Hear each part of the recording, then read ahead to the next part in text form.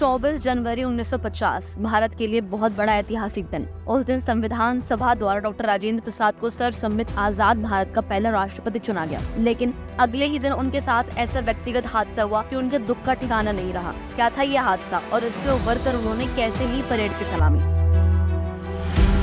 Doctor Rajendra Prasad देश के पहले राष्ट्रपति थे। उन्हें 24 जनवरी 1950 को संविधान सभा द्वारा सर्वसम्मत से आजाद भारत के पहले राष्ट्रपति चुने गए थे। 24 जनवरी 1950 को ही जन गण मन को राष्ट्रीय गान के रूप में अपनाया गया था। 26 जनवरी को राजेंद्र प्रसाद को 2 काम करने थे। उन्हें पहले राष्ट्रपति पद का पदभार ग्रहण करना था और इसके बाद पहले गणतंत्र दिवस पर होने वाली पहली परेड की सलामी लेनी थी। 25 जनवरी की रात को ही राजेंद्र प्रसाद के प्रिय बहन भगवती देवी का निधन हो गया था। भगवती देवी पर राजेंद्र प्रसाद में बहुत स्नेह था। बहन की मृत्यु से राजेंद्र बाबू गहरे शोक में डूब गए। बेसुध होकर पूरी रात बहन के शव के निकट बैठे रहे। रात के आखिरी पहर में घर के सदस्यों ने स्मरण कराया कि सुबह 26 जनवरी है, उन्हें राष्ट्रपति का पदभार भी ग्रहण करना है और उसके बाद गणतंत्र दिवस परेड की सलामी लेनी है। इतना सुनकर उन्होंने तुरंत अपने आंसू पोंछे। सुबह उन्होंने कार्यभार ग्रहण किया और फिर सलामी के लिए परेड के सामने थे। डॉक्टर राजेंद्र प्रसाद ने गणतंत्र दिवस के राजकीय समारोह में शिरकत की। वह घर लौटे। घर लौटते ही बहन की मृतदेह के पास जाकर फुफक कर रो पड़े। फिर अंत्येष्टि के लिए अर्थी के साथ यूना तट तक गए। वहां बहन का अंतिम संस्कार किया। राजेंद्र प्रसाद ने कई मिसालें देश के सामने रखी थी। उन्हें राष्ट्रपति के रूप में जितना वेतन मिलता था उसका आधा वो राष्ट्रीय कोष में दान कर देते थे। वह 1952 और 1957 में लगातार 2 बार चुने गए और यह उपलब्धि हासिल करने वाले